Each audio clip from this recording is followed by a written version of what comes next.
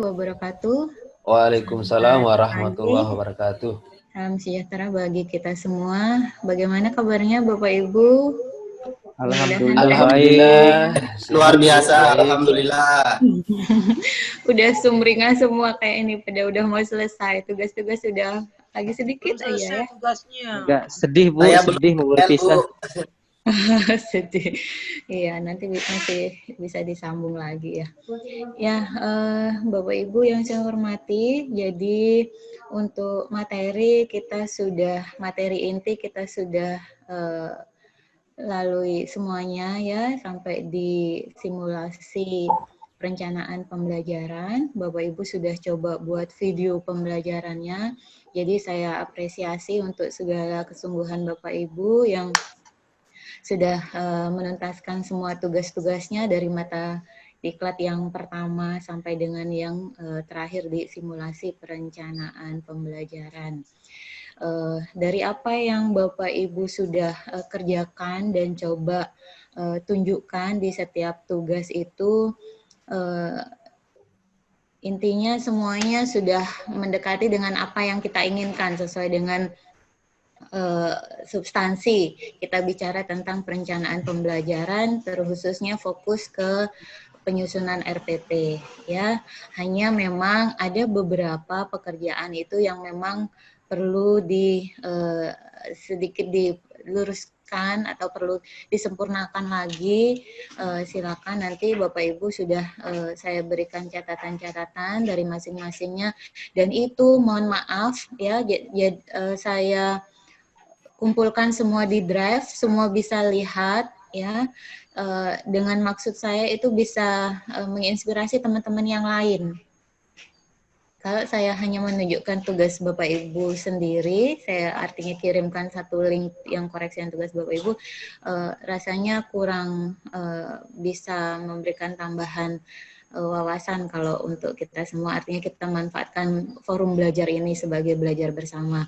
Jadi mudah-mudahan dari catatan-catatan koreksi itu bukan artinya saya menyalahkan Bapak Ibu, tapi mari coba dicermati lagi supaya bisa pas dan bisa dengan konteks penyederhanaan RPP itu benar-benar RPP kita sederhana tapi benar-benar bisa digunakan oleh Bapak Ibu masing-masing, dan memang sesuai dengan materi, memang sesuai dengan tuntutan kurikulum, sesuai dengan kondisi anak-anak kita masing-masing, tidak lagi dengan kebiasaan yang kita dulu-dulu RPP ya udah copy paste aja dari kegiatan MGMP atau KKM ataukah dari teman sesama guru mata pelajaran atau serumpun dan seterusnya. Mudah-mudahan paling tidak dari pengalaman kegiatan belajar kita selama diklat ini, Bapak Ibu benar-benar bisa mengambil pengalamannya betul dalam menyusun RPP ya. Masalah nanti penyempurnaan, paling tidak di hari-hari ke depan Bapak Ibu saat melaksanakan tugas mengajar, cobalah ayo dibuat RPP-nya yang benar. Benar dalam arti Bapak Ibu sudah paham lah maksudnya ya, dengan komponen minimalnya seperti apa, ketentuannya seperti apa, prinsip apa yang harus dipedomani, hal-hal apa yang harus dicermati mulai dari awal kita menentukan segala macam runutan yang memang harus termuat di dalam sebuah RPP ya. Jadi itu dari semua pekerjaan teman-teman saya lihat dari awal. Mohon maaf, jadi feedbacknya nggak kurang cepat mungkin ya. Saya kasih balasan dari pekerjaan Bapak Ibu, tapi sudah saya lihat satu persatu dan saya nggak bisa langsung kasih nilai sekian ya kalau nggak saya lihat, karena memang masih namanya kita berapa ya, kita ber-37 ya, 37 jadi nggak bisa semua 37 orang itu dengan pemahaman yang sama, benar-benar sama. Pasti ada yang masih agak keluar, yang harus, ayo kita nih, lurusin lagi nih, harusnya seperti apa, seperti ini, begini. Tapi prinsipnya tentunya Bapak Ibu bisa memikirkan sebenarnya dengan apa yang sudah dipahami dan pengalaman dari yang kemarin-kemarin yang sudah dilaksanakan, intinya sebenarnya tinggal menyempurnakan saja dengan kemauan Bapak Ibu bagaimana supaya bisa lebih baik lagi, khususnya dalam penyusunan RPP. Ya, saya sekilas, jadi dari secara umum saja saya sampaikan dari awal materi awal kita sampai dengan yang terakhir, ya, karena ternyata setelah saya cermati satu persatu dari tugas teman-teman yang sudah terkumpul, itu masih ada beberapa yang miss. Jadi memang perlu kita saling mengingatkan ya Bapak Ibu ya, mulai dari mata diklat yang pertama dari literasi, pemetaan, pengembangan IPK dan seterusnya. Saya ingatkan beberapa hal ya. Dari yang pertama itu tentang pengutipan kompetensi inti ya. Pengutipan kompetensi inti itu ada beberapa teman yang masih teman-teman sebenarnya guru mapel agama Islam atau kalau Pak James Kristen ya. Kemudian yang di madrasah guru bahasa Arab, SKI, fikih, akidah akhlak ya. Itu jangan lupa dan tidak cuman guru mapel agama, sebenarnya semua mapel KI-nya itu lengkap. KI 1, 2, 3, 4 ya. Masih ada beberapa teman yang kosong di KI 1 dan 2. Jadi jangan salah konsepnya, yang tidak ada itu KD 1-2 untuk mata pelajaran selain agama dan PKN. Tapi kalau KI semua mapel ada KI-nya ya Bapak Ibu ya. Dan mungkin agak bingung di mana sebenarnya motifnya ya. Sebentar, saya tunjukkan sekilas saja.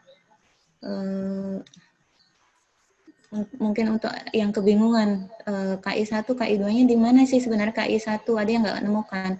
Jadi karena dia di dalam paragraf mungkin teman-teman agak bingung ya. Kalau KI 3, KI 4 kan langsung nih kayak begini tinggal dikutip. Kalau KI 1 ini ya Bapak Ibu ya, untuk teman-teman yang kemarin agak kelewatan. Kemudian KI 2-nya ini tinggal dikutip. Nah, ngutipnya sampai di sini aja. Yang penjelasan ini nggak usah disertakan. Beberapa teman itu menyertakan sampai ke bawah itu ya. Itu nggak perlu ya. Udah, itu aja untuk KI. Kemudian penggunaan notasi di penjabaran IPK ya. Indikator pencapaian kompetensi. Jadi tolong kalau Bapak Ibu menjabarkan IPK untuk KD sikap spiritual itu biasanya 1 titik sekian. Ikuti misal yang kita jabarkan 1,1 berarti IPK-nya 1,1,1 untuk IPK pertama, ke yang kedua berarti 1,1,2 dan seterusnya. Saya mengingatkan saja ini karena beberapa teman masih di KD pengetahuan juga seperti itu. IPK 3,1 berarti KD 3,1 berarti IPK-nya 3,1,1, 3,1,2 dan seterusnya itu. Jadi belajar tertib supaya konsisten lah dari awal. Memang penggunaan notasi itu penting supaya jelas kelihatan. Jadi ini IPK-nya untuk di mana sih sebenarnya? Walaupun kita kalau baca dari narasinya akan kita tahu. Tapi alangkah bagusnya secara tertulis pun kita rapi menuliskannya. Kemudian penggunaan KKO. Masih ada beberapa teman itu yang menggunakan kata kerja memahami. Jadi tolong untuk teman-teman yang masih memilih kata memahami itu bukan KKO, silakan diganti. Kalau memahami berarti dia di C2. Kalau di contoh yang banyak kita gunakan itu paling tidak karena kata memahami itu gimana kita tahu anak-anak itu paham, itu kan sifatnya belum konkret ya. Jadi harus supaya bisa kita tahu anak itu paham dengan cara apa? Dengan cara dia bisa menjelaskan atau mendeskripsikan atau menyebutkan atau menentukan. Silakan pilih KKU yang ada di C2 sesuai yang dimaksudkan dengan tingkat kompetensi yang dimaksud ya.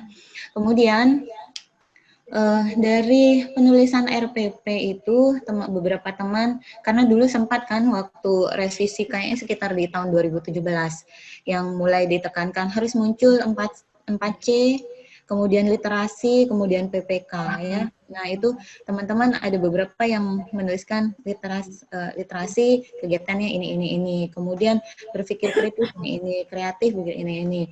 Padahal sebenarnya Bapak Ibu kalau mau kita cermati 4C ya literasi kemudian PPK itu sebenarnya terintegrasi dalam pembelajaran kita. Tidak bisa dikatakan dia berdiri sendiri. Contoh yang Bapak Ibu buat kegiatan literasi, mengamati, membaca, misal membaca ya buku teks halaman sekian tentang materi apa misal. Nah, di sana tidak hanya literasi, tetapi berpikir kritis juga iya. Kenapa?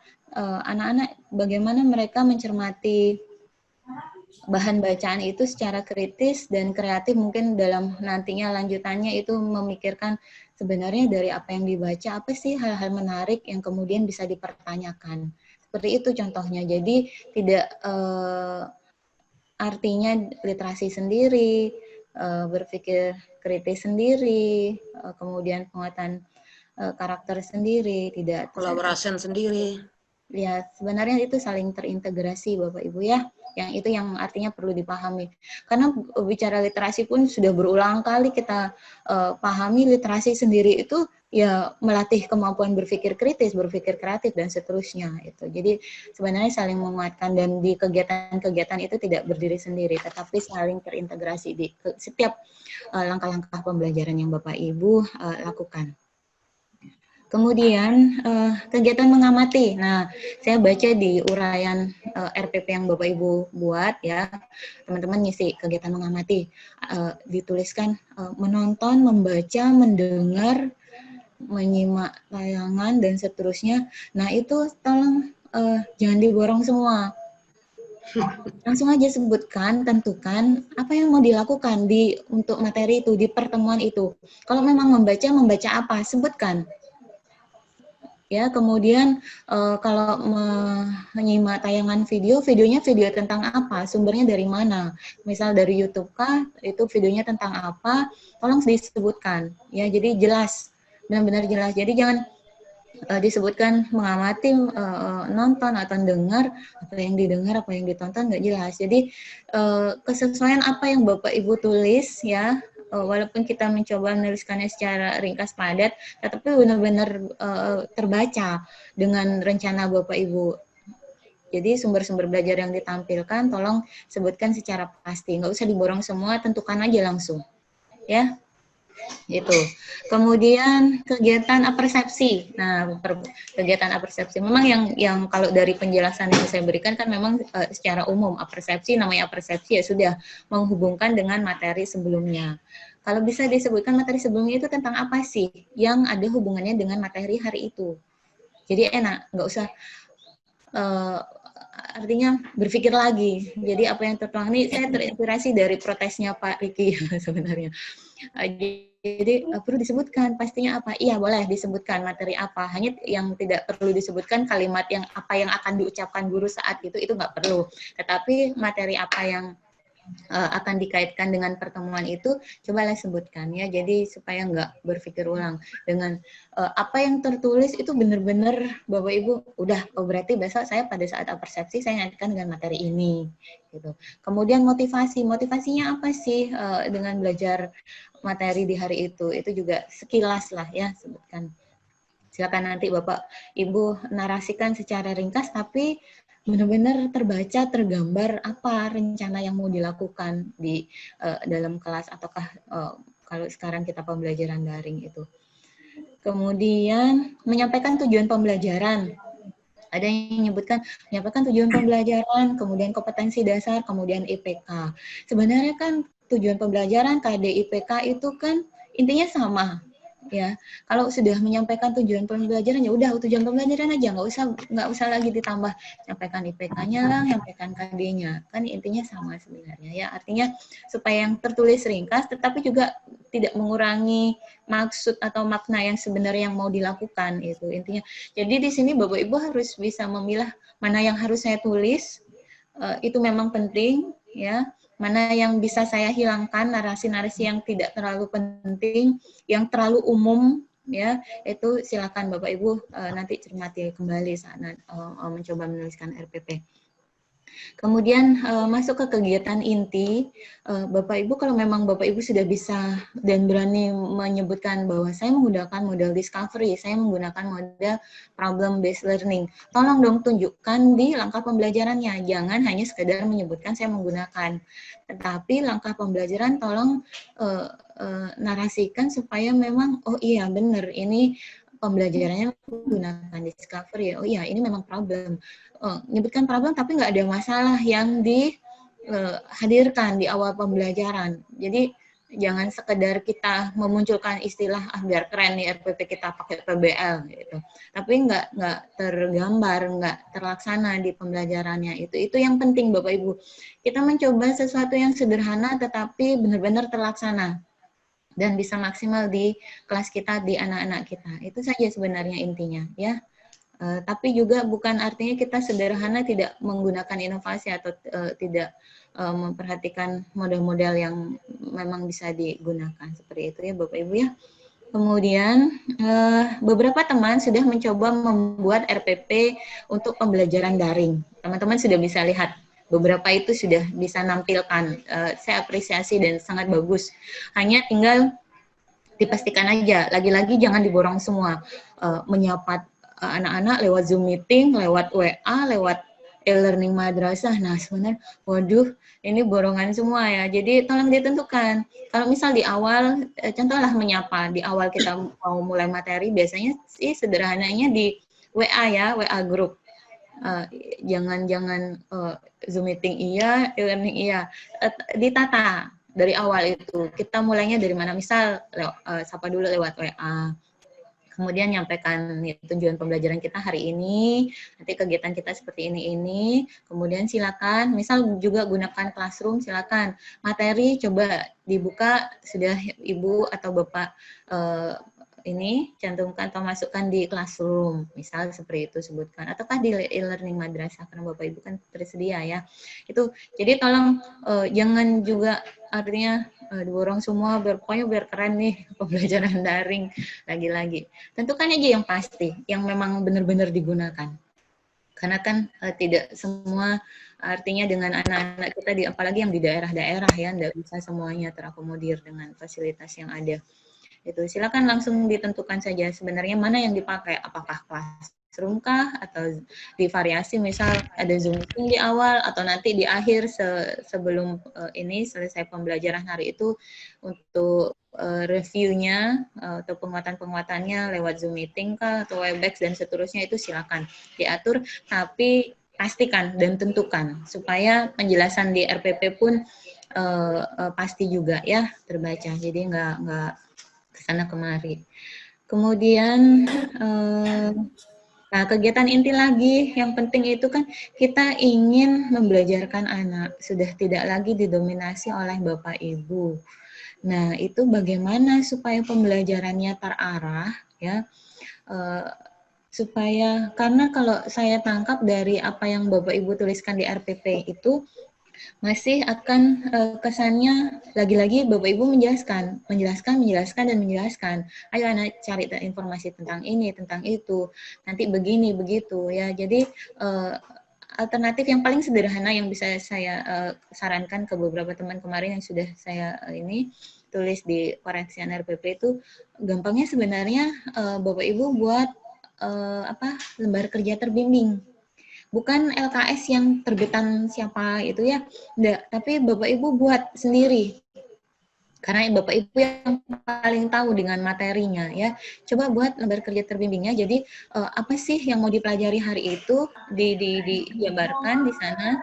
Bapak Ibu buat supaya bisa terpandu dengan lembar kerja itu, anak-anak itu terpandu, terbimbing apa sebenarnya yang harus dikumpulkan informasinya atau datanya ya, atau terkait dengan materinya di hari itu, apa yang harus didiskusikan, kemudian bagaimana mereka akhirnya bisa menyimpulkan atau membuat kesimpulan sampai di akhir itu gampangnya sebenarnya Bapak Ibu buat lembar kerja terbimbing sebenarnya ya. Itu bukan lembar kerja terbimbing, tolong dicermati, bukan isinya hanya sebatas pertanyaan-pertanyaan, tetapi yang penting justru pertanyaan-pertanyaan itu membimbing pada penemuan konsep. Gitu ya. Nanti silakan Bapak Ibu bisa pelajari, banyak referensi di luar yang bisa Bapak Ibu browsing ataukah yang dalam bentuk cetak. Bagaimana membuat lembar kerja terbimbing. Biasanya ada yang bentuknya titik-titik urai isian mengisi ya, kemudian contoh-contoh memasangkan, kemudian dalam satu paragraf itu bisa mereka ketemu konsepnya, mengisi yang bagian-bagian kosongnya sampai akhirnya mereka paham, oh ternyata ini maksudnya materi pelajaran kita hari ini, ataukah ditambah gambar dan seterusnya atau bagan dan seterusnya, silakan nanti dipelajari secara mandiri. Itu yang penting di kegiatan inti, jadi supaya tidak lagi mengarahkan secara lisan terus-menerus. Kemudian satu lagi di penilaian. Nah, penilaian tetap harus ketiga-tiganya ya Bapak Ibu ya. Semua mapel itu tiga-tiganya harus ditampilkan. Nanti kita melakukan penilaian. Penilaian sikap, pengetahuan, dan keterampilan. Nah, untuk sikap, ya sikap kita sudah bahas kemarin, observasi, penilaian diri, penilaian antar teman. Satu RPP nggak harus diborong semua itu ketiga-tiganya untuk yang sikap. Ya, tapi minimal Bapak Ibu observasi. Observasi pun tidak harus artinya secara khusus mengamati satu anak kedua, anak ketiga, tidak. Selama Bapak Ibu dalam proses mengajar itu nanti kalau ada sikap yang muncul itu baru dicatat. Dan itu pun kalau menonjol, artinya terbaik atau terkurang baik, ya istilahnya gampangnya saya nyebut di sini. Kalau tidak ada masalah, ya udah kita anggap baik deh pertemuan itu di hari itu, ya untuk semua sikap yang mau kita amati. Itu silakan tentukan. Tapi catatannya adalah penilaian diri dan penilaian antar teman itu tetap harus dilakukan Bapak Ibu minimal 1 kali dalam 1 semester, wajib dilakukan. Ya, kemarin sudah sempat beberapa mengungkapkan itu gimana kalau anak-anak kita nggak terbiasa, mereka pasti ngisinya asal-asalan, ya nggak mau jujur, apalagi disuruh nilai temennya, nggak, aku nggak suka sama temen yang ini, suka sini jelek aja tanggapannya ya, enggak. Jadi di sana yang harus coba Bapak Ibu tumbuhkan ke anak-anak, bagaimana Bapak Ibu bisa meyakinkan anak-anak, itu juga menjadi bagian dari proses belajar di anak-anak kita, bagaimana mereka bisa menilai dirinya secara objektif, secara jujur. Ya, aku sebenarnya sih yang ada di diri saya sesuai dengan pernyataan-pernyataan yang Bapak Ibu munculkan di lembar penilaian diri itu, ataukah di penilaian antar teman, bagaimana sebenarnya kondisi teman saya ini, teman saya A, B, C, dan seterusnya, bagaimana mereka bisa memberikan tanggapan secara jujur dan sebenar-benarnya dengan apa yang ada di teman-teman mereka. Itu berikan dulu ini ya pemahamannya, jangan langsung kita sebar aja lembar penilaiannya jelas, anak-anak nggak jelas, ngisinya asal-asal aja. Tapi itu coba mulai dikembangkan, dibelajarkan, dan ditumbuhkan di anak-anak supaya terbiasa untuk memberikan tanggapan seobjektif mungkin ya. Itu ya Bapak Ibu ya. Jadi wajib penilaian diri dan penilaian antar teman tidak harus setiap pertemuan, tidak harus 1-2 kali, minimal 1 kali dalam 1 semester wajib dilakukan. Itu untuk mendukung nilai sikap yang kita lakukan selama 1 semester, dibantu di deskripsinya. Kemudian untuk pengetahuan itu tekniknya kan ada 2 Bapak Ibu, tes dan penugasan. Ya, kalau memang Bapak Ibu lakukan tes iya, penugasan iya, silakan. Ya, kalau hanya tes saja silakan. Yang penting Bapak Ibu bisa menentukan. Kalau saya berikan tes, tesnya mau dalam bentuk apa? Pilihan ganda atau uraian kah? Ya, pertanyaannya seputar apa? Mungkin bisa dideskripsikan secara singkat di RPP Bapak Ibu supaya tergambar nih, nggak cuma nyebutkan penilaian pengetahuan, tes, tugas itu, tapi sebutkan tesnya tentang apa, berapa soalnya, ringkas saja ya. Kemudian tugas, diberikan tugas apa anak-anak ya, itu hanya nanti lampirannya silakan ditambahkan. Kemudian keterampilan, keterampilan nih banyak sekali teman-teman yang nuliskan praktek, produk, proyek, tambah lagi portofolio. Semua disebutkan, apa iya semuanya mau dilakukan? Nah, itu pertanyaannya. Ya, jadi tolong ditentukan sesuai dengan KD keterampilan. Ya, kira-kira yang mungkin untuk penilaian keterampilan itu mana yang bisa Bapak Ibu lakukan. Contoh sebenarnya sederhananya, kalau Bapak Ibu di kegiatan pembelajarannya ada diskusi kelompok ya, ada diskusi kelompok, ada bahan yang harus didiskusikan sampai anak-anak itu ketemu dengan konsepnya. Kemudian mereka menampilkan di ini nanti sebagai bahan presentasi, mereka mempresentasikan. Itu sebenarnya Bapak Ibu bisa manfaatkan untuk penilaian keterampilan. Ya, keterampilan itu kan akan bisa ditunjukkan setelah mereka paham dengan materi. Ya, kalau contoh seperti yang barusan saya sebut, misal mereka diskusi, kemudian presentasi, apakah yang mau dinilai itu saat mereka presentasi, saat mereka menjelaskan, misal, itu bisa berarti nilainya penilaian praktek, ya, saat mereka menjelaskan tentang apa, misal. Yang penting ditentukan apa kriteria yang mau dinilai, apakah penjelasan materinya, apakah jelas mereka saat presentasi, ya, kerunutannya. Kemudian apalagi contoh-contoh mungkin yang disajikan sesuai dengan materinya, ketepatan contoh yang ditampilkan, misal seperti itu. Itu tentukan ya sebagai rubrik yang akan muncul di penilaian keterampilannya. Kemudian kalau misal Bapak Ibu lebih ke hasil karyanya yang dipresentasikan itu, hasil karyanya, misal mereka buat poster atau kan dalam bentuk rangkuman misal seperti peta konsep itu bisa langsung dimanfaatkan penilaian produk berarti ya, tentukan kriteria yang dinilai seperti apa, kebersihannya, kemudian ketepatan narasi, ketepatan gambar-gambar yang ditampilkan, misal seperti itu. Silakan Bapak Ibu. Ataukah misal kalau kita lihat dengan materi yang ada, kemudian keterampilannya itu memungkinkan untuk dilakukan proyek. Kalau proyek tentunya ada waktu lebih ya, tidak hanya sekali pertemuan, akan melibatkan lebih dari satu kali pertemuan. Itu silakan dilakukan dengan penilaian proyek ya. Biasanya lebih kompleks kalau di penilaian proyek ya.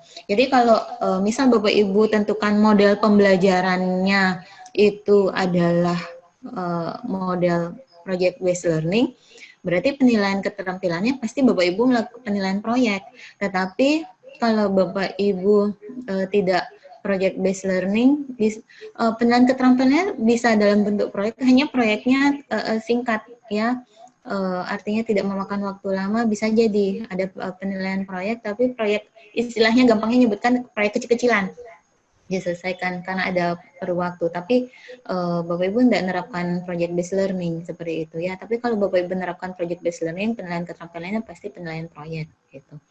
Intinya di sana ya. Jadi tolong mungkin yang perlu Bapak Ibu pahami lagi itu adalah di penerapan model ya. Jadi Bapak Ibu secara mandiri supaya bisa mengembangkan di langkah pembelajaran lebih bervariasi ya, tidak monoton.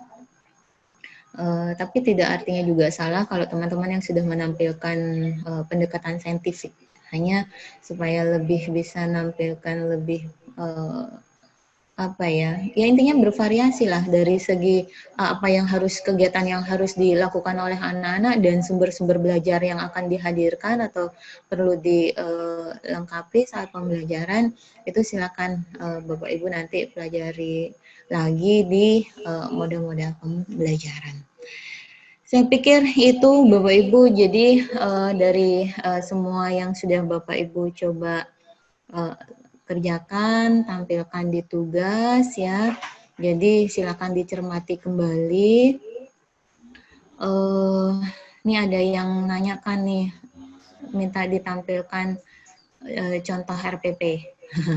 Contoh RPP ya. Kalau itu sudah dari awal, jadi saya tidak mau nampilkan ini loh contoh RPP yang benar karena tidak ada satu format yang baku ya. Diberikan kebebasan kepada Bapak Ibu. Yang penting adalah Bapak Ibu paham dengan alurnya. Komponen minimal yang harus ditampilkan itu apa saja. Tinggal sekarang kepedean Bapak Ibu untuk menguraikannya secara jelas di RPP Bapak Ibu.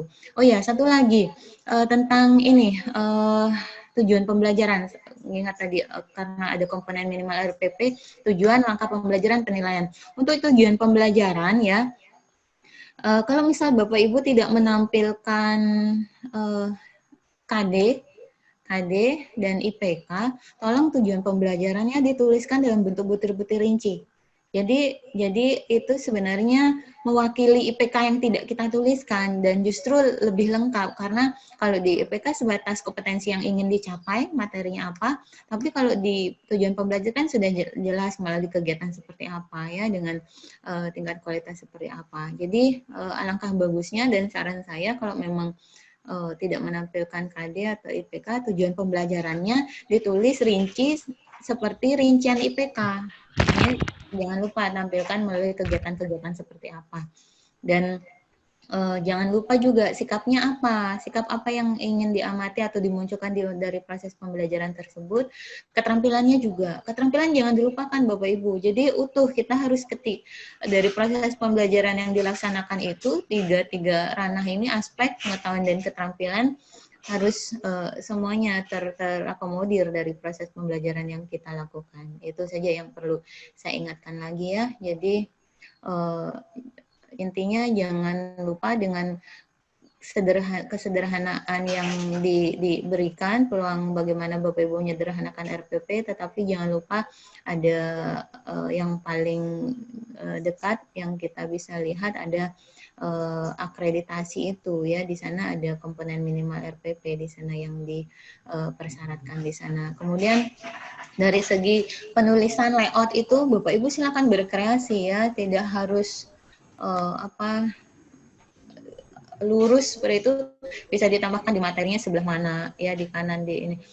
Beberapa teman sudah nyoba nampilkan, bisa lihat di RPP-nya Ibu Nita, Ibu Sri. Silakanlah dilihat nanti satu persatu kalau ada waktu, dilihat dengan pengembangan yang teman-teman sudah coba tampilkan. Kalau untuk pembelajaran daring, Pak Ketua punya Pak Ketua nih, kemudian Pak Gufran ya, itu silakan nanti Bapak Ibu bisa coba untuk membuat yang lebih pas lagi supaya benar-benar nanti bisa terlaksana di pembelajaran di kelas atau kelas secara daring. Jadi itu intinya yang mau kita sampai di kegiatan belajar kita dalam diklat penyusunan RPP ini. Sebentar, saya lihat dulu ini ada tugas satu KD, ada apakah tes ada, ya ada pertanyaan. Ya, oh ya sekalian ya. Jadi RPP itu kan kita buat untuk 1 KD. Nah, 1 KD itu kan bisa jadi lebih dari 1 pertemuan kan ya Bapak Ibu ya. Silakan kalau mau digabung jadi 1, berarti di langkah kegiatannya ada rincian untuk pertemuan 1, 2 dan seterusnya. Kalau mau Bapak Ibu pisah pun 1 pertemuan 1 RPP itu boleh juga ya. Silakan mana yang lebih gampang ya. Untuk yang tugas RTL silakan. Kalau yang memang sudah bikin, oh ya saya singgung RTL aja sekalian ya, sebentar.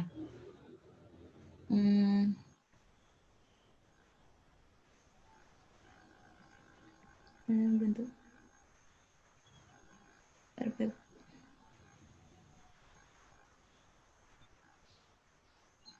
Oh iya Pak Haji Lahmudin, mohon maaf, jadi karena kemarin filenya rusak, kan dikirim japri ke saya ya lewat Telegram. Saya belum print, tapi saya baca langsung di laptop jadinya. Sama Pak Tri Adi, Pak Adi. Siapa? Pak Adi Mataram. Itu juga secure filenya, nggak bisa saya print, jadi nggak bisa saya coret-coret, saya baca langsung ya. Gitu. Mohon maaf. Sebentar saya baca dulu ini.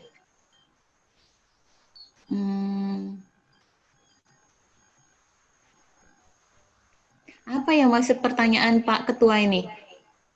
Mode pembelajaran, penilaian, dan bentuk penilaian itu harus satu atau pilih salah satu? Itu maksudnya gimana ya Pak Ketua? Saya kasih kesempatan untuk bicara deh Pak Ketua. Jadi gini maksud gini Bu, Artinya sesuai dengan penjelasan tadi, model harus satu gitu kan. Nah, terus penilaian misalnya praktek jangan sampai double, itu maksudnya Bu. Hanya jangan sampai harus pilih salah satu. Nah, kalau pakai WA ya lu pakai WA, kalau mau pakai Zoom gitu. Itu maksud saya Bu. Oh, Hanya ya, penegasan saja begitu. Jadi kita harus pilih salah satu. Nah, itu hanya tambahan saja Maksudlah itu walaupun poligami jadi pertegas. ya Pak Ketua. Jadi kata tolong kuncinya aja Bu gitu. Itu maksud yang saya eh, bukan melarang untuk menggunakan ya kata kuncinya yang Zoom, WA, Classroom, enggak. Karena saya lihat semuanya ditulis. Pertanyaan saya, apa benar semuanya digunakan? Gitu loh. Iya Bu. Bukan saya melarang untuk menggunakan semua itu. Kalau memang itu semuanya Makanya itu digunakan, Bu. silakan. Tetapi saya yakin, contoh pertama, Bapak Ibu menyapa anak-anak, ngecek kehadiran anak-anak. Apa iya langsung di WA iya, di Classroom iya, di Zoom meeting iya? Enggak kan? Contoh sederhana seperti itu aja. Mungkin awal ya ngecek kehadiran siswa itu dengan menyapa siswa itu melalui WA misal seperti itu ya. Kemudian siap-siap untuk memulai pembelajaran.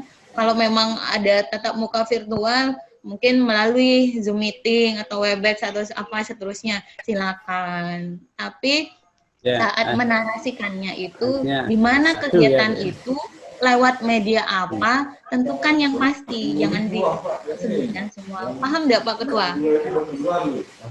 Ya, sip. Nah, itu pertama yang tentang media e-learningnya. Kemudian kalau untuk pemilihan model itu lagi-lagi kembali ke KD dan materi. Kira-kira dengan KD itu, materi itu, cocoknya saya menggunakan model apa? Materi kah, problem kah, project kah, atau pembelajaran kooperatif itu sangat silakan Bapak Ibu untuk memilih dan menentukan. Yang penting sesuai dan memang bisa kita lakukan dengan kondisi anak-anak. Pentingnya Papua ya, tentukan. Tapi yang jelas nggak mungkin tidak wajar kalau Bapak menyebutkan saya menggunakan discovery dan project based learning sekaligus gitu, ataukah saya menggunakan discovery dan project based learning sekaligus di satu pertemuan. Enggak, kalau itu nggak mungkin juga ya. Jadi memang tentukan di pertemuan itu menggunakan model apa ya supaya terarah langkah pembelajaran itu. Kemudian kalau untuk penilaian terkhusus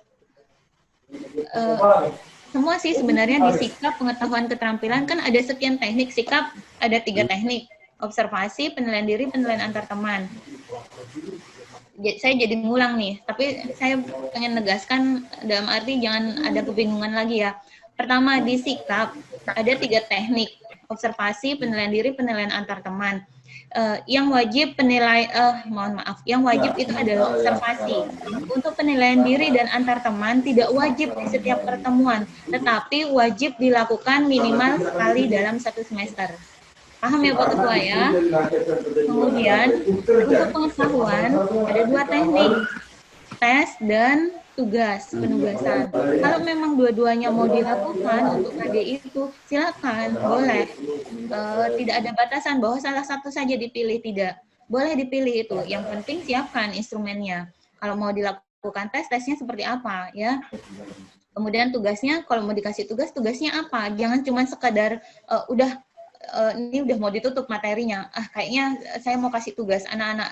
Tugas itu seperti apa ya, identik dengan sekadar PR, tidak, tapi sudah Bapak Ibu pikirkan tugasnya apa supaya anak-anak lebih paham lagi dengan materi yang dipelajari. Artinya di sana silakan ditentukan, kalau memang dua-duanya mau muncul, silakan, boleh kok Pak Ketua ya.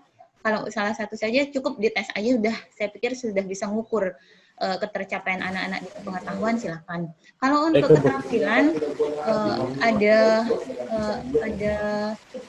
tekniknya itu praktek, produk, proyek, portofolio dan teknik lain. Teknik lain ini yang tes untuk mapel matematika atau IPA.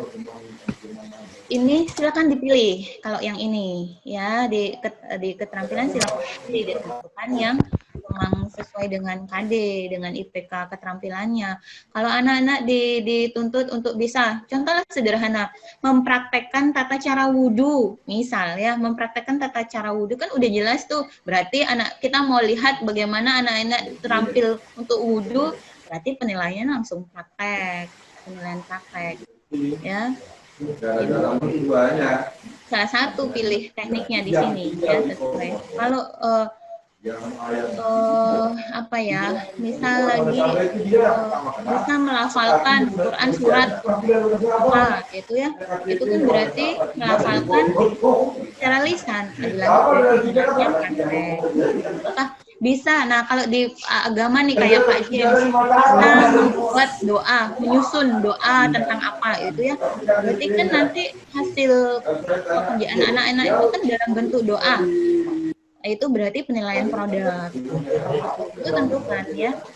Kalau misal mau dinilai bagaimana, contoh nih yang Pak James misal bisa membuat doa, kemudian bisa bagaimana dia berdoa dengan doa yang sudah dibuatnya, itu berarti produk dan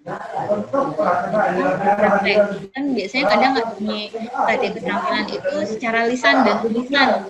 Nah, itu bisa berarti dengan penilaian dari doa yang udah dibuat dan bagaimana doa dengan doa yang sudah dibuat. Nah, itu berarti silakan Ibu. Itu yang perlu ini diluruskan dari pertanyaan Pak Ketua ya. Saya singgung dulu untuk RTL. Ini suaranya siapa ya yang tidak di-unmute? Mungkin tolong di-mute dulu, yang lain supaya tidak terganggu. Untuk RTL Bapak Ibu, jadi RTL rencana tindak lanjut. Jadi dari sekian aktivitas belajar kita selama diklat ini ya, khususnya lagi Bapak Ibu mencoba belajar membuat RPP sesuai dengan peraturan dan kebijakan terbaru terakhir, itu jadi kita inginkan apa yang sudah Bapak Ibu pelajari, apa yang sudah Bapak Ibu pahami dan coba praktekkan di tugas-tugas yang sudah terkumpul, itu nanti Bapak Ibu tindak lanjuti di Paskadiklat. Jadi jangan sekadar belajar di sini saja, tetapi dari apa yang sudah coba dibuat, Bapak Ibu coba terapkan saat Bapak Ibu melaksanakan tugas mengajar pasca diklat ini selesai, ya. Karena mata diklat kita, ya, artinya sekuan materi kita itu udah jelas. Ini orang akhirnya itu adalah RPP, ya, RPP itu lengkap. Dari memuat tujuan, langkah, dan penilaian, berarti sampai di penilaiannya. Jadi saya langsung pilih dan tentukan lampiran ya sebagai bahan rencana tindak lanjut ya, gampangannya bahan rencana tindak lanjut Bapak Ibu ya udah RPP yang Bapak Ibu buat sesuai dengan yang sudah kita cermati bersama itu ya. Nah, makanya jadi RTL nanti Bapak Ibu isi surat pernyataan kesanggupan ya. Ini Bapak Ibu artinya apa ya, kesadaran masing-masing lah kita ingin ya dengan mengisi surat pernyataan itu, mudah-mudahan secara serius nanti Bapak Ibu bisa memanfaatkannya di pelaksanaan tugas berikutnya supaya RPP-nya coba dibuat secara mandiri, tidak lagi hanya sekadar copy paste, tidak ada lagi yang bilang saya tidak paham dengan komponen minimal RPP, saya tidak bisa menjabarkan tujuan pembelajaran, saya tidak bisa ngurai langkah pembelajaran. Harapannya dari apa semua pengalaman kegiatan kita selama diklat ini nanti benar-benar Bapak Ibu terapkan ya. di penyusunan RPP untuk proses belajar di hari-hari ke depan ya di masing-masing tempat tugas Bapak Ibu. Intinya di sana untuk untuk materi diklat RTL ini.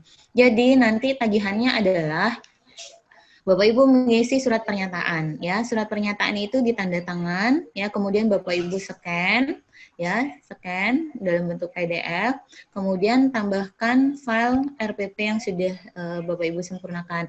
Nah, RPP ini kalau Bapak Ibu beberapa sudah selesai, artinya RPP-nya untuk 1 KD yang sekian pertemuan itu tidak apa-apa. Tapi kalau teman-teman mau menyederhanakan RPP yang untuk RTL itu saya mau cuman nampilkan RPP untuk 1 pertemuan, silakan, saya perbolehkan ya. Sekalian saya jawab pertanyaan Mbak Bintu ini. Karena di Mbak Bintu itu sekian pertemuan, memang KD-nya gemuk sekali ya, jadi harus sekian pertemuan dengan sekian tujuan pembelajaran. Boleh kalau untuk di lampiran RTL menampilkan RPP hanya untuk 1 pertemuan, saya perbolehkan. Ya, toh juga RPP untuk 1 KD sudah dikumpulkan di tugas penyusunan RPP. Saya persilakan ya Bapak Ibu ya. Itu yang penting dikumpulkan lengkap sesuai dengan petunjuk yang sudah saya jelaskan. Oke, kemudian batasannya untuk RTL hari ini ya Bapak Ibu ya. Hari ini sampai malam nanti jam 23.55. Kemudian beberapa teman juga itu masih ada yang belum melengkapi videonya. Sebenarnya sudah selesai, sudah sampai di YouTube, sudah dipublish di YouTube. Hanya kehabisan waktu untuk ngirim ke web ya. Jadi saya buka ininya untuk aksesnya, saya berikan kesempatan untuk mengumpulkan hari ini, tambahan hari ini ya, jadi supaya tugas teman-teman itu bisa lengkap dan lengkap tagihan dari semua mata diklat lengkap ya, itu. Kemudian untuk tugas pembuatan ada pertanyaan dari Bu Dian, tugas pembuatan RPP kemarin yang diminta sesuai SM Mendikbud itu apakah untuk 1 pertemuan atau untuk 1 KD? Yang saya minta untuk tugas di penyusunan RPP memang untuk 1 KD ya. Tapi kalau di keseharian Bapak Ibu mengajar, silakan Bapak Ibu mau buat RPP itu untuk 1 KD dengan sekian pertemuan ataukah 1 RPP untuk 1 pertemuan, itu boleh-boleh saja. Bebas kok Bapak Ibu ya. Gitu. Menyampaikan baca kebiasaan tentang apa? Ada pertanyaan dari Bu Mariam. Apakah kita perlu menyampaikan menyampaikan kepada siswa tentang langkah-langkah model pembelajaran? Kalau ini artinya Bapak Ibu ada yang menjelaskan bahwa di praktek mengajar kali ini yang ditampilkan di video itu ada, misal saya sekarang praktek ngajar dengan menggunakan discovery, sintaknya ini. Itu sebatas untuk tugas Bu Mary ya, untuk menjelaskan bahwa jadi siapapun yang menonton video, tidak hanya teman-teman diklat ini, nanti karena kan udah dipublish di YouTube tuh bakalan ditonton oleh semua orang. Jadi teman-teman yang lain, artinya semua orang yang menonton itu jelas, oh ini contoh discovery loh, gimana ya contoh discovery, langkah-langkah sintaknya seperti ini, gimana di penerapan langkah pembelajarannya itu bisa jelas. Artinya supaya videonya itu lengkap informasinya. Sebatas itu saja sebenarnya. Saya yakin tujuan teman-teman itu menjelaskan. Saya sekarang mengajar dengan model ini, langkah kegiatannya akan saya lakukan seperti ini. Ya, itu intinya Bu Mary ya. Ya, jadi silakan mau RPP-nya pembelajaran biasa apa langsung aja saya pakai RPP yang model daring, silakan. Yang penting bener aja nulis narasinya Bapak Ibu ya, seperti yang tadi sudah kita bahas bersama. Kalau memang daringnya lewat apa saja jangan diborong semua, tapi per kegiatan itu mulai dari awal pendahuluannya, bagaimana aktivitasnya, lewat media apa, sebutkan secara pasti. Gitu. Bahan-bahan materi itu juga kalau pembelajaran daring kan kita nggak bisa pakai yang cetak yang ada nih. Jadi harus kita ini di media pembelajaran daringnya di lamannya Itu juga perlu Bapak Ibu siapkan ya, itu yang juga penting, jangan lupa materinya. Memang perlu kerja keras ekstra nih, siapin bahan kalau daring, supaya terbimbingnya memang benar-benar terbimbing, tidak lagi membingungkan anak-anak dengan bahan-bahan yang sudah artinya dengan skenario yang Bapak Ibu mau, bahan-bahannya sudah tersedia semua, jelas untuk anak-anak kita. Penilaian, ada pertanyaan nih, penilaian praktek, diambil nilai kelompok atau individu misalnya. Ya, silakan. Yang penting kriterianya sudah ditentukan. Apa saja sih yang mau dinilai di dalam praktek itu atau di produk yang atau hasil karya anak-anak itu. Kalau memang mau dikerjakan secara kelompok, tapi kan Bapak Ibu bisa paham nih anak-anak mana yang artinya kontribusinya banyak, mana yang memang kurang, ya itu silakan disesuaikan. Tapi kalaupun contoh lah, kalau sekarang berarti kalau daring kan kita nggak bisa nih lihat anak-anak satu persatu sesuai dengan tugas yang dikumpulkan aja nih. Misal Bapak Ibu memberikan tugasnya secara berkelompok, ya sudah, nggak mau memang nilainya akan sama untuk semua anggota kelompok.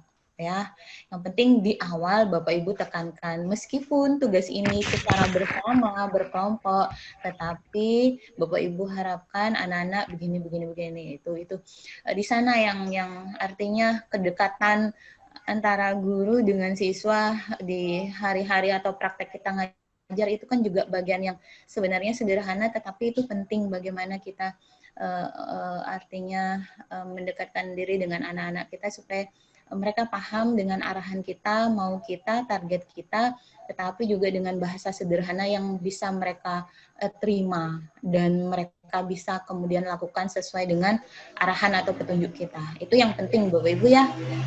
Jadi silakan kalau memang kelompok dan dikerjakan secara berkelompok hasilnya satu, ya udah berarti nilainya akan sama untuk semua anggota kelompok.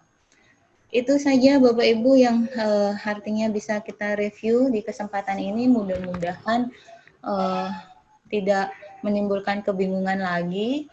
Hanya sekarang intinya sebenarnya apa ya, kita jangan melewatkan hal-hal kecil yang sebenarnya itu jadi pembiasaan kita di artinya tertibnya kita tidak hanya sebatas pemenuhan administrasi, tetapi bagaimana kita bisa mengelola proses pembelajaran itu benar-benar apa ya bisa bermakna lah ya, intinya di sana sebenarnya. Kalau kita hari-hari kita ke depan dengan meskipun RPP ini bukan sesuatu yang baru dan sebenarnya sudah dari dulu tahun ke tahun, hanya disesuaikan saja dengan kebijakan kurikulum terbaru. Sebenarnya kalau mau dihayati bukan sesuatu yang sulit, tetapi ternyata kalau mau dicermati di RPP yang sudah dibuat, ternyata masih juga banyak yang kurang pas gitu. Tapi mudah-mudahan kesempatan ini beri semangat kepada Bapak Ibu untuk saya harus bisa mencoba mulai dari sekarang untuk membuat RPP yang benar dalam arti sesuai dengan prinsip yang sudah kita bahas pelajari bersama Bapak Ibu ya. Seperti itu saja intinya yang artinya perlu kita kuatkan melalui kesempatan ini, karena ini kesempatan untuk materi inti yang terakhir ya. Besok sudah masuk di kebijakan, di materi penutup ya. Itu saya pikir itu Bapak Ibu, mudah-mudahan bisa diterima, bisa memberi motivasi kepada Bapak Ibu, dan mohon maaf tentunya atas segala kekurangan saya di pendampingan selama kegiatan diklat ini yang mungkin masih kurang dalam artinya pemberian respon saat diskusi dan seterusnya, mohon maaf. Tapi mudah-mudahan tetap kesempatan belajar kita ini tetap bermanfaat baik untuk Bapak Ibu dan buat saya pun tentu saya merasakan ini sangat banyak sekali manfaatnya. Jadi kita bisa menguatkan lagi dari apa yang sudah kita pahami, sudah dengan pengalaman yang Bapak Ibu miliki, tetap ternyata masih ada yang perlu kita perbaiki atau perlu kita sempurnakan lagi ke depan, di hari-hari ke depan ya. Mudah-mudahan semuanya tetap semangat menjalankan tugasnya sebagai guru. Ya, saya apresiasi Bapak Ibu guru lah yang benar-benar ini punya peran penting untuk anak-anak kita untuk di hari-hari ke depan ya. Saya pikir cukup Bapak Ibu, terima kasih. Apa mungkin ada pertanyaan lagi? Atau yang mau ingin disampaikan, Pak Riki, angkat tangan, silakan. Assalamualaikum warahmatullahi wabarakatuh. Waalaikumsalam warahmatullahi. Sebelumnya saya mohon maaf, Bu, ada 2 pertanyaan saya. Mungkin bukan kepada pertanyaan ya, sharing aja sih. Yang pertama itu sebelumnya saya mohon maaf kepada Pak James selaku pengawas ya. Saya ingin sedikit curhat Bu masalah pengawas ini gitu. Karena kadang ketika pembuatan RPP itu pengawas itu berharapnya adalah RPP yang kita buat sesuai yang mereka inginkan. Gitu. Jadi itu kebanyakan gitu. Ketika kita menyerahkan RPP kita, ini loh model pembelajaran yang siap saya laksanakan. Tapi terkadang pengawas maunya nggak boleh, harusnya begini gitu. Betul. Seperti yang kalau tahun kemarin saya alami itu tentang 4C itu gitu ya. Saya nggak tulis secara implisit gitu ya, nggak tertuang di situ di RPP gitu. Tapi dalam pembelajaran saya laksanakan itu gitu. Nah, pengawas maunya itu tertulis gitu. Itu wajib ditulis katanya. Nah, saya mau berdebat juga nggak punya panduan gitu ya. Mau diskusi lah gitu ya. Mungkin bukan berdebat, mau diskusi dengan mereka juga nggak punya bayangan pakai apa ya mengcounter pendapatnya gitu. Nah, mungkin kalau bisa mungkin BDK mungkin juga sharing lah dengan bapak-bapak pengawas supaya mungkin bisa lebih, ya mohon maaf mungkin sekali lagi kepada Pak James terutama di sini karena ada pengawas. Saya bukannya menyudutkan pengawas gitu ya, tapi inilah ya pengalaman yang saya alami gitu. Bahwa pengawas kadang memaksakan pemikirannya mereka harus sesuai dengan yang guru-guru yang mereka awasi buat gitu terkait masalah RPP. Itu yang pertama. Kemudian yang kedua Bu, nah ini baru pertanyaan. Sekolah madrasah saya ini lagi 1 tahun akan melakukan akreditasi ulang. Nah, kemungkinannya ketika akreditasi ulang kan kita akan diperiksa juga tuh RPP-nya. Nah, sebaiknya kalau sarannya Ibu, gitu ya, sarannya BDK lah mungkin lebih tepatnya, saya atau kami tuh buat RPP-nya, apakah RPP yang model normal atau RPP model daring gitu. Karena kalau di madrasah sekarang pelaksanaan daring itu supaya tidak membebani siswa, kita kasih belajar itu dalam 1 hari hanya 2 mapel. Hanya 2 mapel, jadi 1 mapel itu hanya dapat 1 kali seminggu. Nah itu gimana pandangannya Bu Lia selaku WI atau mungkin BDK selaku, ya mungkin bagi saya mungkin LPMP-nya Kemenak gitu. Mungkin itu saja Bu. Udah, ya. Ya, curhat ya. Ya. Ya memang itu banyak pengalaman yang disampaikan oleh teman-teman guru ya. Kadang itu sedikit berbenturan dengan pengawas di daerah ya. Tapi apa yang perlu kita luruskan di sini, yang penting adalah yang salah itu kalau Bapak Ibu nggak bikin RPP ya. Tetapi yang penting adalah bagaimana RPP kita yang kita buat itu sesuai dengan artinya peraturan dan kebijakan yang berlaku ya. Kalau contoh yang tadi Pak Riki sebut ya, itu sebenarnya muncul di 2017 kalau nggak salah, 2017 itu ya. Tetapi juga setelah saya lihat di tulisan di uraian teman-teman itu, jadi seakan-akan literasi sendiri, berpikir kritis sendiri, padahal sebenarnya kan tidak berdiri sendiri ya. Itu saling terintegrasi. Kalaupun misal, tapi juga bukan artinya kita bantah 100% ya apa kemauan pengawas. Tapi kalau memang kita bisa akomodir di RPP kita, tidak ada salahnya juga. Misal contoh permintaan seperti itu, munculkan 4C-nya di mana, kegiatan apa, literasinya di mana, di PPK-nya di mana, kasih aja dalam kurung. Contoh kegiatan mengamati, menonton video tentang apa, misal dalam kurung itu literasi iya, 4C-nya apa, critical thinking kah, apa creativity, ataukah komunikasi, atau kolaborasi, itu kasih dalam kurung aja. Kalau gampangnya sebenarnya, kalau memang harus disebutkan, supaya tidak juga salah, menunjukkan di awal, tetapi padahal itu bukan hanya literasi, di dalam kurung, dikasih dalam kurung, itu saja. Contoh sederhananya ya Pak Riki ya. Dan yang penting juga teman-teman bisa menjelaskan. Ini maksud saya tuh begini.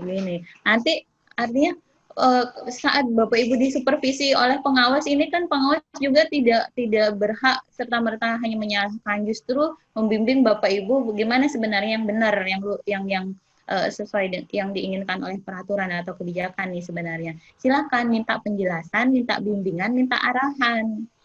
Ya, tetapi dengan catatan semua sama-sama tahu dengan memang aturan atau kebijakan kurikulum yang berlaku. Bapak Ibu sebagai guru tahu, Bapak Ibu pengawas juga tahu. Jadi ketemu ininya, jalan tengahnya. Jadi enak dengan keinginan Bapak Ibu pengawas yang dimaksud, Bapak Ibu paham, oh ya kalau ini masih masuk logika dan tidak memberatkan.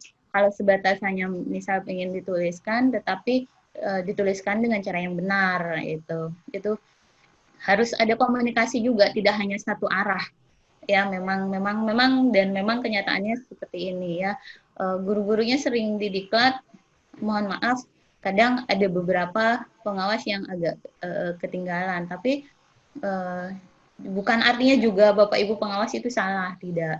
Dengarkan dulu penjelasannya, nanti diskusikan dan minta arahan sebenarnya seperti apa. Yang penting itu masing-masing paham dengan aturan kebijakannya juga gitu. Kemudian pertanyaannya tahun depan akan ada akreditasi nih. Kalau memang pembelajaran dengan situasi sekarang tidak hanya di sekolah, madrasah sebenarnya sama seperti kami di Diklat, itu pembelajarannya langsung berubah jadi pembelajaran daring. Bahan-bahan materi segala macam itu disiapkan dalam bentuk daring, dan itu kenyataannya memang terlaksana. Jadi silakan, tidak apa-apa kalau memang RPP-nya RPP daring, pembelajaran pun lewat daring, yang penting bukti fisiknya untuk artinya sebagai nanti penguatnya saat akreditasi disiapkan dengan lengkap, itu tidak ada masalah saya pikir ya.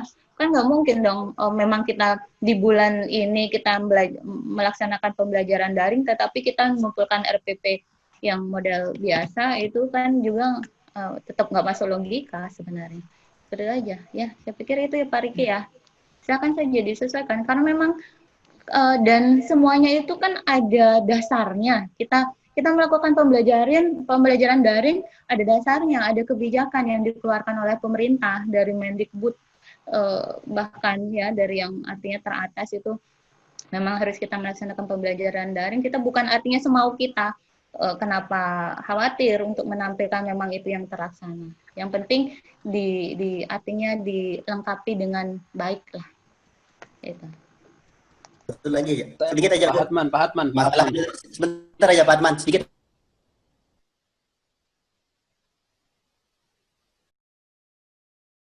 Satu mapel itu kadang 1 kali seminggu.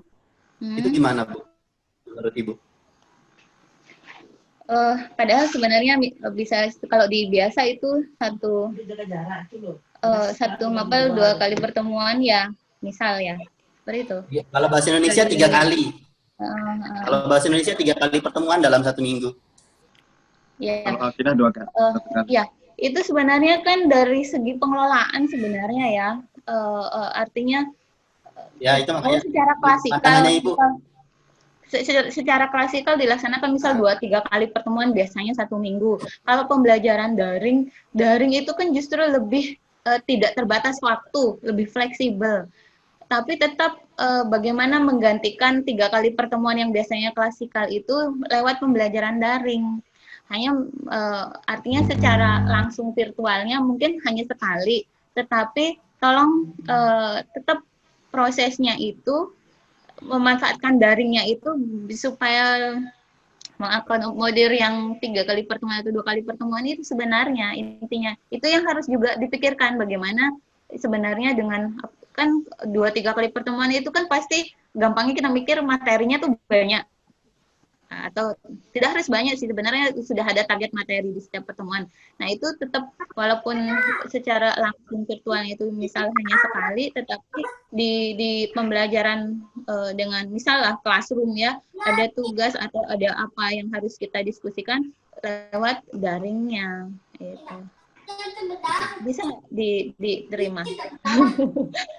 Ya oke. Ya, Sudah, saya Bu Pak Hatman. Ibu? Saya Bu Pak Hatman. Ya, saya Bu. Ya. Ya, terima kasih Bu. Saya menyambung pertanyaan saudara saya, Pak Riki, terkait dengan tugas pengawas yang kadang berlaku demikian, Ibu. Ya, menurut saya begini, Bu. Kadang pengawas kalau menuntut demikian, sebagaimana yang tadi Ibu sudah tanyakan, mungkin kita dalam kurungkan. Juga yang kedua, Bu. Maksud saya, pengawas mungkin ketika Pak Riki tidak ada. Pak Riki ngajar Vicky. Pak Riki tidak ada hari itu. Nah, kelas Pak Riki, Hatman yang ngajar. Saya gunakan perangkat RPP-nya Pak Riki. Nah, ketika saya yang gunakan, nah RPP kan bukan saya yang buat. Pak Riki yang buat. Nah, ketika RPP settingan gaya Pak Riki, ketika seorang Hatman yang membaca, tentunya saya juga bingung begitu. Nah, bagaimana kalau seandainya dalam kurung itu dibuat, menayangkan apa begitu dalam kurung literasi gitu. Nah, saya akan lebih mudah, Bu. Akan lebih mudah membantu saya untuk melaksanakan menggantikan posisi Pak Riki yang hari itu dia tidak ada. Tapi saya gunakan RPP-nya Pak Riki, Bu. Begitu. Mungkin Bapak Ibu yang di pengawas mungkin maksudnya mungkin demikian, Bu. Karena kadang di mapel serumpun, Bu. Kadang si A tidak ada, maka si B, si C, si D bisa masuk ke kelas menggantikan si A yang berhalangan dengan perangkat si A gitu loh, Bu. Mungkin demikian yang saya tambahkan. Paham. Udah gitu aja Pak. Ya, siap ya Bu. Ya, saya paham maksudnya. Justru itu di sana makanya bagaimana keterbacaan dari RPP yang kita buat, uraian-uraian di dalamnya itu siapapun yang membaca itu jelas, walaupun kita buat secara ringkas, secara sederhana. Jadi tidak menimbulkan persepsi yang berbeda kepada 1-2 orang berbeda yang membacanya. Ya, silakan bagaimana Bapak Ibu bisa memaknai maksud itu, ya. Kalau memang harus dituliskan, contoh lah yang kalau tadi contoh yang tadi diperdebatkan, contoh 4C literasi dan seterusnya itu harus ditampilkan. Sebenarnya mau ditampilkan mau tidak, kalau kita masing-masing paham dengan maksud tersebut, nggak akan menimbulkan salah persepsi sebenarnya. Iya, betul. Iya. Tapi tidak ada salahnya kalau memang diarahkan seperti itu oleh pengawas dan memang masih mungkin kita tuangkan di RPP kita, itu silakan ya, yang penting itu. Dan menanggapi dari yang Pak Hatman bilang, RPP-nya dibuat Pak Riki, kebetulan berhalangan, tetapi karena mapel sama, Pak Hatman gantikan. Justru dengan RPP yang Pak Riki buat itu tetap bisa memberikan petunjuk ke Pak Hatman supaya proses belajarnya mau saya lakukan seperti ini loh. Pak Hatman itu secara wajar dan secara apa yang tertuang di RPP itu justru mestinya bisa membaca dan bisa mengimplementasikan di proses belajarnya. Tidak menimbulkan beda pemahaman lagi. Justru di situ yang juga jadi PR kita. Jadi PR kita bagaimana RPP Bapak Ibu itu jelas. Maunya apa sih? Mau proses belajarnya seperti apa sih? Sumber belajar yang dihadirkan apa saja sih harusnya? Materinya tentang apa? Ketercapaian target kompetensinya seperti apa? Nanti penilaiannya seperti apa? Makanya di situ memang harus jelas. Tetapi bagaimana kita dari yang artinya ditulis secara ringkas tetap bisa memberi kejelasan yang tidak menimbulkan makna berbeda-beda. Itu yang justru jadi pemikiran harus coba Bapak Ibu cermati bagaimana membuat sebuah RPP di situ. Ya Bapak Ibu ya? Ya, siap, Bu. Kita sehati Pak Hatman. Ya. Ya, ada lagi yang mau disampaikan Bapak Ibu? Cukup. Saya Bu, yang terakhir Bu, mungkin. Pak Hatman Bu, yang terakhir barangkali Bu. Ya. Ya, menyambung lagi yang tadi Ibu sampaikan, saya berkesimpulan bahwa Permendikbud 22 tahun 2016 tentang RPP ini, tentang standar proses ini, kita satukan, ya kita kawinkan dengan surat edaran Mendikbud yang nomor 14 2019 tentang RPP tadi itu, Ibu. Maka nanti tentang terjabar di situ, biar dia connect dengan maksud Ibu, bahwa nanti di tujuan pembelajarannya biar tidak rancu, maka menurut saya walaupun di edaran itu hanya tujuan, langkah-langkah dan asesmen, tapi saya pikir mungkin ini menurut saya loh Bu, akan lebih afdol kalau KD dan KI itu juga ada begitu Bu. Karena untuk menjawab tadi itu loh Bu, ketika RPP itu si A yang mungkin berhalangan, maka si B yang gunakan, maka akan lebih mudah si B ini dia membaca dan akan lebih enak dia gunakan RPP itu loh Bu. Ketimbang dia syukur-syukurlah kalau di tujuan tadi sebagaimana Bu Lia sampaikan, dia tujuannya dirincikan ke bawah Bu untuk mengakomodir IPK dan KD. Tapi kalau yang bersangkutan tidak rinci, maka akan sangat susah bagi si C yang menggunakan RPP dari si A atau si B ini loh Bu. Itu tambahan Bu. Terima kasih. Iya. Benar yang Pak Hatman sampaikan ya. Jadi supaya jelas, silakan Pak, mau ditampilkan IPK-nya, silakan, boleh-boleh saja. Ya, Siap. itu. Ya, intinya sih bagaimana keterbacaan dari RPP yang Bapak Ibu buat ya. Jadi kalau contoh seperti itu, KD-nya apa?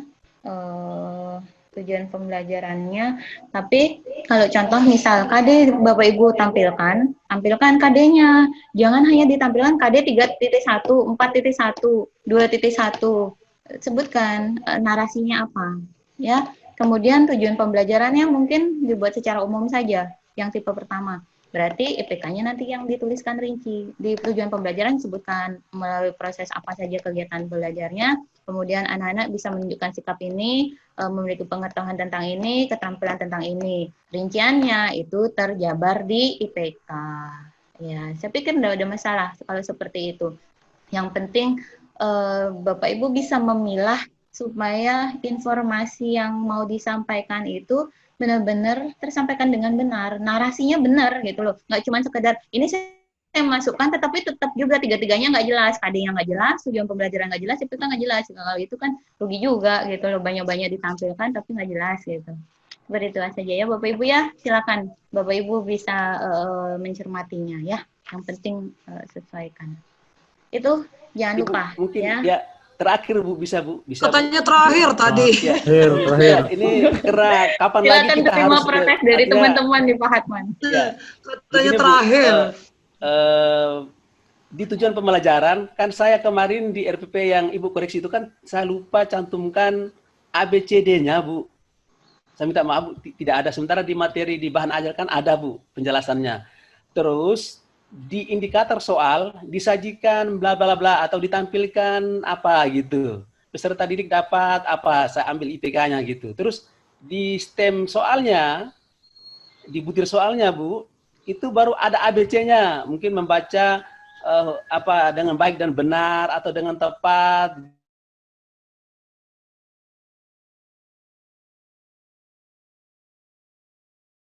Kalau stimulus untuk soal itu bukan artinya anak membaca dengan benar dengan ini, tetapi kita tampilkan stimulus itu bisa berupa narasi, bisa berupa gambar, bisa berupa tabel dan seterusnya, supaya anak-anak itu mencoba menganalisis. Jadi dari tampilan informasi awal berupa stimulus itu, akhirnya anak-anak bisa memikirkan dari pertanyaan yang Bapak Ibu buat, mereka bisa ketemu sama jawabannya dari stimulus itu. Itu maksudnya. Bukan diisi dengan anak-anak baca dari ini atau melihat dari ini, tidak. Tapi stimulus sudah paham, udah paham itu. Iya. Ada narasi penjelas di awal. Disajikan misal permasalahan tentang konsep pecahan, misal ibu memiliki ini sekian, kemudian akan dibagi kepada anak sekian, bagaimana berapa bagian yang akan diperoleh oleh anak-anak jika ada ini sekian, masing-masing mendapat bagian sekian persen. Itu kan mereka sudah kombinasi dengan apa yang tersedia sekian-sekian, kemudian mereka paham maksudnya persentase itu kan misal 20%, berarti 20 bagian dari 100 bagian. Artinya dari bagian itu. Mereka bisa artinya mengaitkan informasi yang ada di stimulus itu, kemudian ketemu pemecahan masalahnya. Gitu. Itu ya Pak Herman ya. Siap. Memang bikin soal hot itu susah Bu, susah dilatih, betul Bu. harus Iya, dilatih. betul sekali Bu, susah. Terutama bikin stimulusnya memang harus dilatih, tapi tidak sulit kok sebenarnya kalau kita sebenarnya intinya semuanya apa yang terutama di RPP ini saya sudah melihat kecenderungan Bapak Ibu dari cara Bapak Ibu mulai dari awal itu bikin pemetaan, mengembangkan IPK, bikin RPP, sebenarnya kuncinya adalah dan itu sebenarnya sudah ada di Bapak Ibu. Bapak Ibu paham dengan batasan materinya. Sebenarnya intinya di sana. Kalau Ibu paham dengan batasan materinya, sudah bisa merinci sebenarnya dengan materi besaran A ini harus saya urai dengan materi 1, 2, 3. Kalau sudah bisa menentukan di sana, intinya di sana, itu ke bawahnya itu gampang sebenarnya, pengembangan IPK-nya akan gampang sampai bisa menentukan tingkat kompetensinya apa, kemudian langkah pembelajarannya itu berarti kalau supaya anak-anak itu paham, contoh bisa melakukan operasi hitung penjumlahan misalnya, kalau seperti itu berarti apa yang harus saya hadirkan dan seterusnya, itu justru Bapak Ibu yang paling tahu sebenarnya, hanya dari kalau lihat tugas-tugas itu apa yang sebenarnya sudah bagus di pemikiran Bapak Ibu itu belum tertuang secara lengkap di RPP maupun tugas-tugas yang lain. Sebenarnya itu yang memang harus dilatih. Bagaimana kita menyederhanakan apa isi pikiran kita tertuang di RPP kita juga secara sederhana, tapi tampil kita mau apa nih, rencananya seperti apa, nanti di pelaksanaannya seperti apa. Itu intinya sebenarnya. Ya bukan. Kesimpulan saya walaupun Pak Menteri ini menghadirkan Permendikbud yang 14 sederhana RPP-nya, Bu, administrasi sederhana sekali, 3 langkah aja, Bu. Tetapi pelaksanaannya, Bu, belum lagi instrumen penilaiannya, belum lagi kartu-kartu soalnya, Bu. Seolah-olah mau pensiun dini, Bu. Ya. Makasih banyak. Iya. Memang di penyusunan instrumen saya paksa Bapak Ibu untuk bekerja menyiapkan instrumen dengan detail, supaya ada pengalaman, karena selama ini pengalaman dan cerita teman-teman guru pun itu biasanya ada kita ngasih tes ulangan dan seterusnya, ya udah kita ngambil soal dari yang sudah ada gitu loh. Jadi supaya punya pengalaman lah. Ternyata bikin soal itu nggak langsung tiba-tiba ada soal ambil dari buku, tetapi kita harus jabarkan buat kisi-kisinya dulu dari IPK yang udah kita buat, udah lurus belum dengan KD-nya, kemudian indikator soalnya udah pas belum, stimulusnya harusnya seperti apa, dan seterusnya. Ya, mudah-mudahan walaupun waktu kita pendek, Bapak Ibu, dengan proses belajar kita yang tentunya banyak keterbatasan lewat daring ini, mudah-mudahan tetap nanti Bapak Ibu bisa belajar lagi, coba dilihat lagi, dicermati lagi, supaya ternyata saya belum pas di bagian ini dan seterusnya. Ya, itu ya Bapak Ibu ya. Cukup? Sedikit ulang Bu, sedikit Bu. Pak Ikhwan ya? Ya, Pak pengawas. Ikhwan, gimana Pak Ikhwan? Bentar aja ya. Pak Riki. Kan. Begitu. Jasa saya pinjam jasanya. Teman, ada yang mau disampaikan? Mau ditanyakan Bu. Ditanyakan RPP oleh teman, sama di RPP-nya itu saya lihat itu untuk RPP daring maksudnya hanya ada tujuan pembelajaran, yaitu pembelajaran dan penilaian. Nah, di dalam kegiatan pembelajarannya itu Ibu, dia tidak memuat tentang yang 5M itu. Langsung di kegiatan pembelajaran itu guru mengupload materi lewat e-learning, siswa mempelajari, kemudian guru mengupload tugas, siswa mengerjakan. Nah, itu kami sempat diskusi dengan teman yang saya ingin tanyakan Ibu, model RPP seperti itu bisa digunakan atau tidak, maksudnya begitu, Bu? Sudah Pak Iwan, Iya, Bu. gitu aja. Ya, ya. Jadi memang tidak harus tertulis 5M-nya, biasanya kan Bapak Ibu biasanya bikin tuh kolomnya mengamati di kiri, terus kegiatannya apa, menanya kegiatannya apa. Ya, itu memang tidak wajib. Memang tidak wajib. Tetapi kegiatan-kegiatan pembelajaran itu kalau memang sudah jelas dia pendekatan saintifik, 5M itu harus tampil di langkah-langkah pembelajarannya di setiap aktivitas itu. Jadi PR-nya Bapak Ibu harus paham 5M itu. Jadi uraiannya langsung kegiatannya, ya kegiatannya, tetapi itu jangan sampai salah. Artinya kalau memang mengumpulkan informasi, seperti apa sih sebenarnya kegiatan mengumpulkan informasi itu, memang tidak harus ditulis lagi mengumpulkan informasi apa-apa, hanya langsung di kegiatan, itu tidak salah Pak Iwan, boleh, ya boleh. Justru dengan penyederhanaan ini, jadi apa-apa yang harus, artinya tidak perlu ditulis, tetapi bukan artinya itu, artinya mengabaikan itu tidak, tetapi dari apa yang tertulis itu terbaca, tetap terbaca bahwa oh kalau ini kegiatannya jelas nih dari kegiatan awal sampai akhir ini pendekatan saintifik, otomatis terbaca itu. Jadi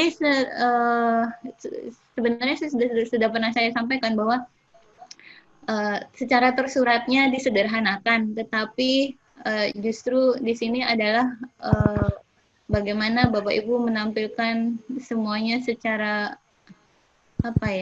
benar-benar Bapak Ibu sudah paham dengan semuanya. Namanya kegiatan pembelajaran itu harusnya apa yang harus saya tampilkan, pendekatan itu apa, model itu apa, media itu apa. Jadi tertulisnya tidak harus banyak, tetapi semua tetap sudah dipahami sebenarnya. Artinya intinya menganggap bahwa semua guru sudah profesional. Gitu. Ya. Udah Bapak Ibu, ada lagi yang mau disampaikan? Pak Marzuki, ada yang mau disampaikan? Sudah selesai Pak Hatman. Sudah? Cukup ya, supaya nggak terlalu lama, kasihan teman-teman. Cukup Bu, cukup. Alhamdulillah cukup. Iya. Yang bilang cukup Pak Hatman karena sudah terpuaskan. Ayo kita ngepanti. Ya, sudah. Tidak ada lagi pertanyaan ya. Jadi sudah kita cukupkan pembelajaran kita untuk materi inti ini. Mudah-mudahan apa yang sudah kita pelajari bersama, coba latihkan bersama, memberikan pengalaman dengan sebenar-benarnya yang nanti Bapak Ibu tindak lanjuti kembali pasca diklat ini selesai. Belajarnya jangan sampai di sini ya Bapak Ibu ya. Oke, saya cukupkan. Terima kasih atas semua partisipasi aktif Bapak Ibu. Jadi saya sangat bersyukur sekali ketemu dengan kelas ini, DJJ RPP Angkatan 5 ini. Tidak ada yang sulit untuk, artinya semua kooperatif lah, bagus lah ininya ya. Untuk koordinasinya, tidak ada yang menyulitkan panitia, apalagi saya. Gampang ya diarahkan, tidak ada yang meninggalkan tugas, tidak ada yang meninggalkan kuis, kecuali yang satu orang memang dari awal. Jadi memang sesuai dengan komitmen awal juga, berarti kesungguhan Bapak Ibu berani mendaftarkan diri untuk ikut diklat ini atau DJJ ini. Jadi saya apresiasi dan mudah-mudahan bisa dikembangkan dengan lebih baik nanti ke depannya di tempat tugasnya masing-masing. Itu saja Bapak Ibu, mohon maaf atas segala kekurangan saya. Ya, mudah-mudahan tetap silaturahminya disambung. Silakan sharing, manfaatkan dengan bertemu teman-teman ber-37 ini. Mudah-mudahan juga nanti ke depan tetap bisa mewarnai pelaksanaan tugas Bapak Ibu ya, bisa nambah wawasan dan pengalaman. Saya pikir cukup Bapak Ibu. Terima kasih sekali lagi. Saya akhiri. Selamat pagi. Assalamualaikum warahmatullahi wabarakatuh. Waalaikumsalam. Waalaikumsalam warahmatullahi wabarakatuh. Berlanjut ke